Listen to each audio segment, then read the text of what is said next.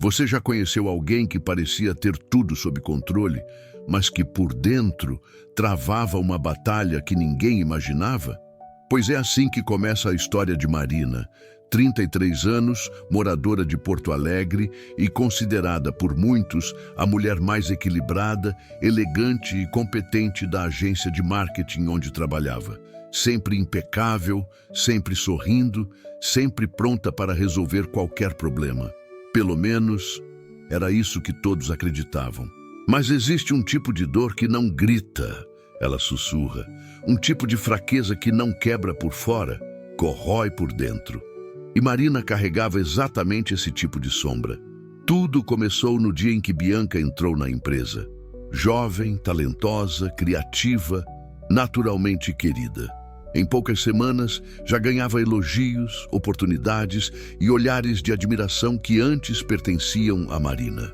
E foi ali, naquele pequeno deslocamento de atenção, que algo começou a se mover dentro dela. Algo que ela não reconheceu imediatamente. Algo que, se não fosse contido, se tornaria uma das emoções mais destrutivas que um ser humano pode sentir. Esta é a história de como um sentimento silencioso tomou forma, de como a comparação abriu espaço para a inveja e de como Deus transformou uma alma à beira do colapso. Vamos começar. Nos primeiros dias, Marina apenas observava. Dizia a si mesma que era curiosidade profissional, mas o que nascia em seu coração tinha outro nome.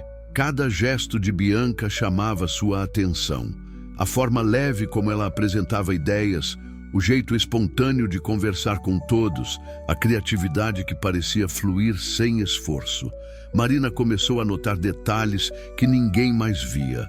O tom de voz, o brilho nos olhos, as roupas simples, porém elegantes. E quanto mais observava, mais uma pergunta incômoda ecoava dentro dela. Por que ela e não eu? A comparação, sutil no início, transformou-se em hábito.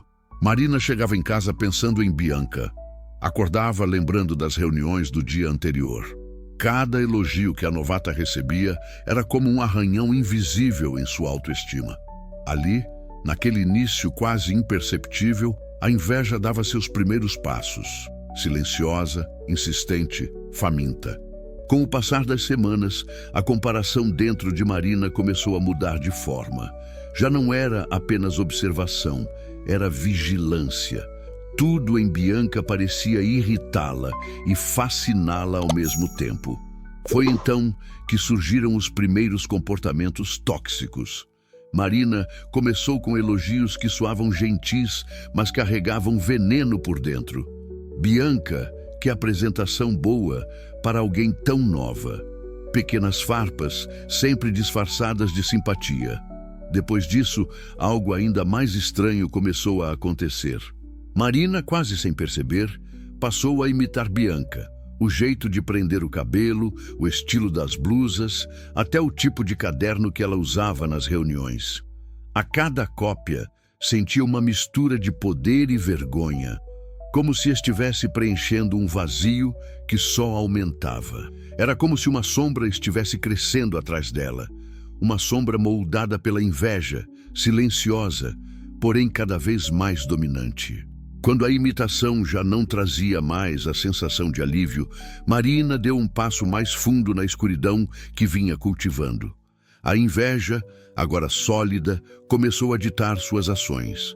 Ela passou a distorcer pequenas informações, sempre de forma sutil, sempre com aparência de inocência. Uma frase retirada do contexto aqui, um comentário mal explicado ali. E pouco a pouco, os colegas começaram a olhar para Bianca com dúvida, como se algo nela não estivesse tão certo quanto parecia. Marina alimentava essas incertezas com habilidade, nada explícito, nada que pudesse apontar diretamente para ela. Era como se puxasse fios invisíveis, criando confusão sem jamais sujar as próprias mãos. E enquanto isso, Bianca começava a sentir o peso da atmosfera. A jovem, antes tão radiante, foi se tornando mais quieta, mais insegura. O brilho nos olhos diminuiu. O ambiente, antes leve, ficou pesado. A rivalidade silenciosa agora era um campo de batalha emocional. E Marina acreditava estar vencendo. A essa altura, a inveja já não era mais um sentimento, era uma forma de viver. Marina havia atravessado todos os 7 comportamentos da inveja. Comparação constante, imitação obsessiva, críticas disfarçadas, distorções, manipulação, sabotagem silenciosa e, por fim, a perda completa de si mesma. Ela já não sabia onde terminava Marina e onde começava Bianca. Seus gestos, suas roupas, até suas frases pareciam ecos da outra. Era como se buscasse desesperadamente roubar a luz que nunca entendeu como gerar. E então veio o golpe final. Exausta emocionalmente, isolada e sem forças, Bianca pediu desligamento. Partiu da empresa carregando um cansaço que poucos perceberam, exceto Marina. Dias depois, o anúncio veio. Marina assumiria a vaga tão desejada. Era o momento que ela tanto sonhara. Mas ao sentar-se na nova mesa, não sentiu vitória. Apenas um vazio profundo, quase sufocante. Ela havia vencido, mas perdido a própria alma no caminho. Com a nova vaga, Marina imaginou que finalmente sentiria paz. Mas o que encontrou foi um silêncio incômodo, quase doloroso. Era como se cada objeto na sala nova refletisse não uma conquista, mas tudo o que ela havia se tornado. Foi nesse vazio que a crise começou. Sem distrações, sem alguém para competir, ela foi obrigada a encarar a própria alma, e o que viu a assustou. Pela primeira vez, Marina identificou claramente o sentimento que vinha alimentando. Não era apenas ciúme profissional. Era uma inveja profunda, corrosiva, espiritual.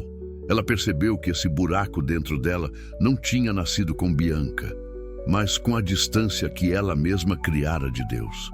Abriu uma gaveta antiga, com todos os seus devocionais, e procurou sua Bíblia antiga, que há muito tempo não abria.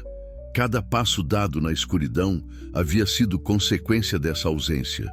E ali, naquele confronto íntimo, Marina sentiu algo raro, uma mistura de dor e clareza. Sentada no chão da sala, começou a ler a Bíblia e buscar versículos sobre perdão e inveja. A máscara caiu, e com ela nasceu o primeiro impulso verdadeiro de arrependimento. Os dias que se seguiram à crise espiritual de Marina foram intensos. Ela já não conseguia ignorar o que havia feito, nem esconder de si mesma o tipo de pessoa que se tornara. A consciência pesava, mas ao mesmo tempo, algo novo começava a nascer dentro dela. Um desejo profundo de ser restaurada. Foi então que decidiu fazer o que vinha evitando desde o início: assumir sua culpa completamente. Sentou-se diante do computador e iniciou uma carta para Bianca. Cada palavra que digitava parecia arrancar um pedaço de orgulho, uma camada de auto-engano, uma defesa que ela construíra ao longo dos anos. Não havia justificativas nem explicações bonitas. Era verdade, dura, crua, humilde.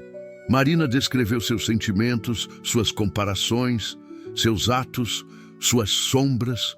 Quando terminou, chorou. Chorou como quem finalmente abre uma porta há muito trancada. Mas aquela carta era apenas o primeiro passo. Pela primeira vez em meses, Marina orou de verdade. Não uma oração rápida, automática, mas uma entrega sincera. Abriu o coração diante de Deus e confessou cada atitude, cada intenção oculta, cada raiz de inveja que havia permitido crescer. Ela pediu perdão, mas também pediu transformação, algo que fosse além de não repetir o erro. Queria ser limpa por dentro. Nos dias seguintes, Marina começou a exercitar pequenos atos de mudança. Evitava comparações, vigiava seus pensamentos, reforçava atitudes de humildade e gratidão. Cada gesto era um tijolo na reconstrução da sua identidade. Era o início de um novo coração. Quebrado, sim, mas disposto a ser restaurado. Meses se passaram e Marina seguia firme no processo de transformação. Não era perfeita, mas já não era a mesma. Por isso, quando recebeu a notícia de que Bianca voltaria à empresa para um novo projeto, seu coração quase parou. Uma onda de medo, vergonha e expectativa tomou conta dela. No dia do reencontro, Bianca entrou na sala com a mesma leveza de sempre. Marina abaixou os olhos, pronta para enfrentar qualquer reação, menos a que veio. Bianca sorriu, um sorriso calmo, cheio de paz. "Eu li sua carta", ela disse. Marina sentiu as pernas fraquejarem. Bianca continuou com uma serenidade que só poderia vir de Deus. "Sei que não foi fácil escrever aquilo. E quero que saiba, eu te perdoo." Aquelas palavras atravessaram Marina como luz invadindo um quarto escuro. Ali, naquele instante simples e sagrado, algo dentro dela finalmente se libertou. Era mais do que perdão humano, era cura espiritual. Depois do reencontro com Bianca, a vida de Marina nunca mais foi a mesma. Era como se alguém tivesse aberto uma janela dentro dela, permitindo que um ar novo, leve e cheio de paz entrasse. A inveja que antes dominava cada pensamento já não tinha mais força. O vazio, que parecia impossível de preencher, começou a ser substituído por propósito, identidade e fé. Marina percebeu que sua jornada não era sobre ganhar no ambiente de trabalho, mas sobre reencontrar a si mesma e reencontrar Deus. Pela primeira vez, ela começou a enxergar o sucesso dos outros não como uma ameaça, mas como algo bonito, algo que podia inspirar, não destruir. Seu relacionamento com Bianca também se transformou. Com o perdão restaurando o que a inveja havia quebrado, as duas passaram a trabalhar juntas de forma leve, madura e respeitosa. O clima da empresa melhorou e colegas que antes notavam a tensão agora percebiam algo diferente: paz. Com o tempo, Marina começou a compartilhar sua experiência com outras pessoas, ensinando que a comparação é uma armadilha silenciosa e que a cura começa no momento em que escolhemos olhar para dentro e permitir que Deus ilumine o que está escondido. Hoje, ela vive com gratidão, não porque sua história foi perfeita, mas porque seu erro se tornou um caminho de transformação. E ela entende com clareza que Deus é especialista em transformar sombras em luz e quedas em recomeços. Se essa história tocou seu coração, inscreva-se no canal, curta este vídeo e compartilhe esta mensagem para que mais pessoas sejam alcançadas pela cura e pelo amor de Deus.